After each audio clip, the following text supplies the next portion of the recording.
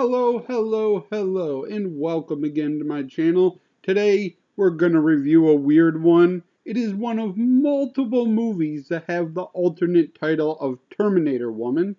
This one is better known by Eve of Destruction.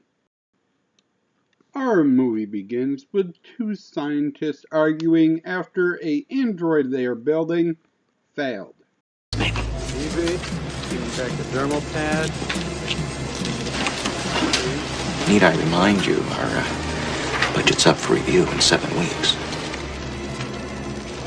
And need I remind you, Dr. Heller, that if that hand in there can't play piano without setting itself on fire, we'll all be working at the corner auto shop rebuilding transmissions. It's not all doom and gloom, though, as they do have a much more successful female android named Eve, who's making her first foray into the city to try to pass herself off as a human, and one of these tasks is opening a bank account, when things go horribly wrong. On the floor! Freeze, asshole! On the floor! Get down! Lady, you wanna die? Down! Get down! Freeze the car, get... Hit the floor, you're dead! You wanna die? Are you stupid?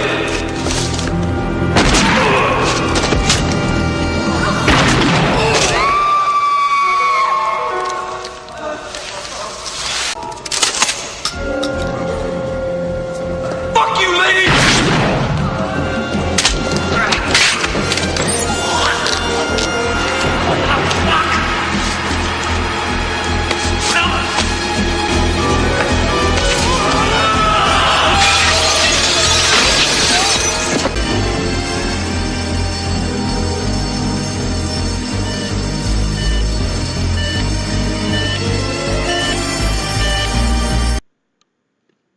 Eve is injured, the guy following her around to make sure everything goes okay is shot, and she just kind of wanders off. Smash cut to Gregory Hines. Come on!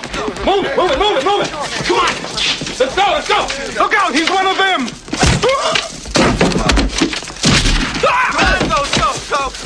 Move it! All right, move out! Okay. Come on, let's go! Move it! Gregory Hines is an anti-terror instructor who was brought in to help kill Eve. When she was shot, it damaged her emotions chip, and now she's in pissed off mode. If you think Eve looks like the Doctor woman from before, that's because she was modeled after the Doctor and even has the Doctor's emotions.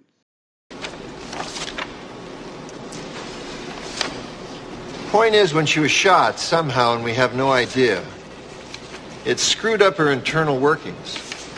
Now she's on the loose. Unarmed. Oh, and armed, you bet. She is also nearly indestructible. All the motor signals that control her limbs come down the backbone, which has a strong protective coating.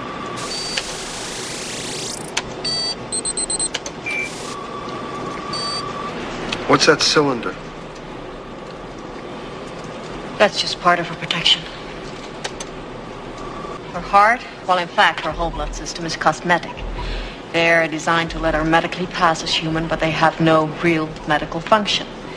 It's tiny electrical currents that power her. She'll bleed, but she won't die. For plot reasons that do nothing but push this movie into rated R territory, the damage not only put her in pissed off mode, it also put her in horny mode. What do you say, you and me step into the 90s?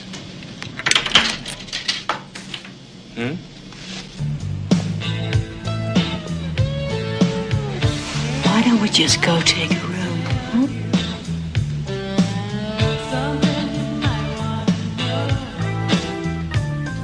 You want to play? Come on. Show me how you play. Hey. Nice. Very nice. If you've ever seen Barbed Wire, you know that Pamela Anderson in that movie didn't like to be called babe. Well, this woman doesn't like to be called bitch.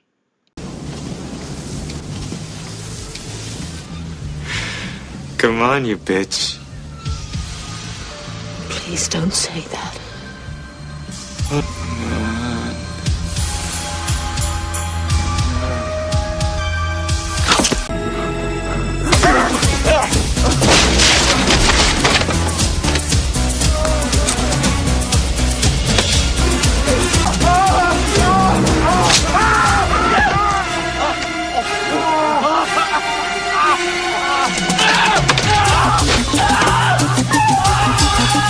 Show us your hands!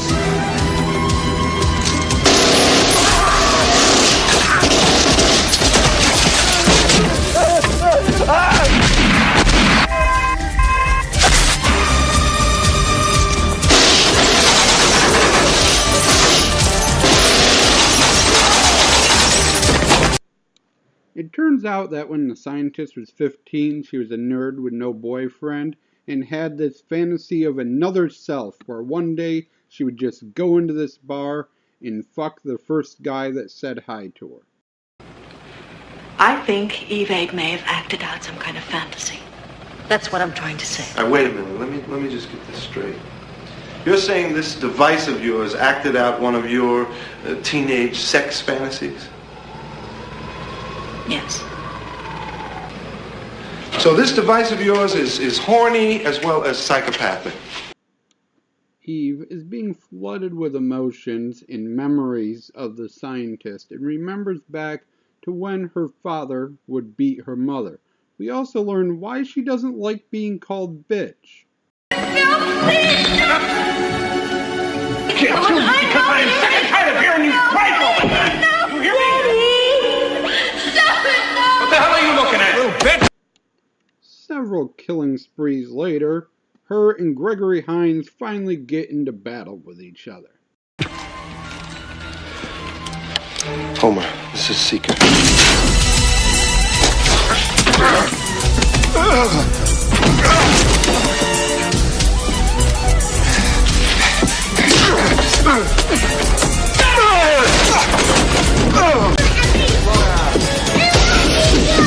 Hey, what's your fucking problem, bitch? Why don't you watch where the fuck you're going?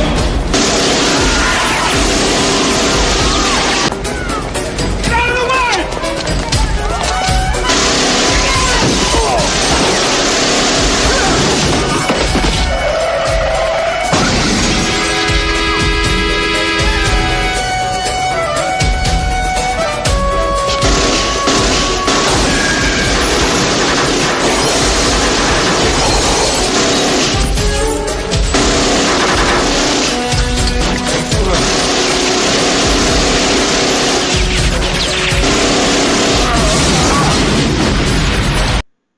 Throughout this movie, there's also a little subplot that we've known about since basically the beginning, but Gregory Hines doesn't figure out until pretty far in.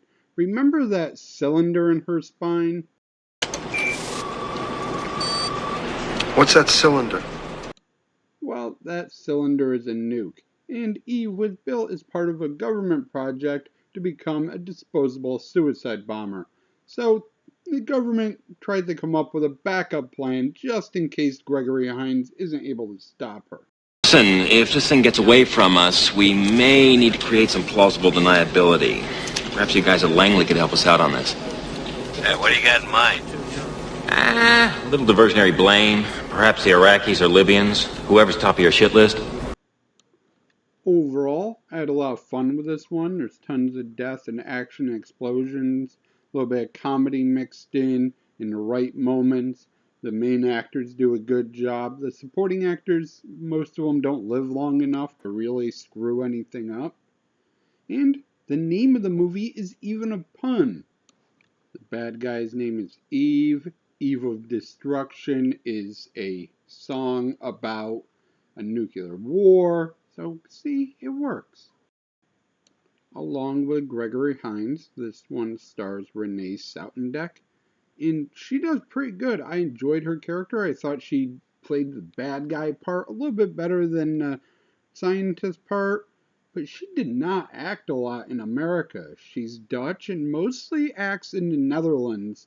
They're making a Suspiria remake that she's going to be in, but mostly she does Dutch television. Found one other American movie she was in called Grave Secrets, which is a direct-to-video ghost movie that we might get to one day, but that's a long ways down the road. It doesn't look very good. This movie was directed by Duncan Gibbons, who only did 80s music videos. He has one other movie called Fire with Fire, which is a star-crossed lovers type movie. Not a lot of notable actors in this one, other than the two main stars. Daniel Hako played one of the henchmen in the bar. He went on to being the boss in La Femme Nikita, but most of the other people in this movie are professional stuntmen. Thank you for watching, and as always, I shall try to do better next time. Here's your bonus clip where Gregory Hines tries to make the scientist feel better about potentially blowing up the world with an inspirational speech and a little bit of humor. We don't set out to destroy. We set out to preserve a way of life that we think is important. Point is, your intentions were good, even if you did forget to put in the fucking off switch.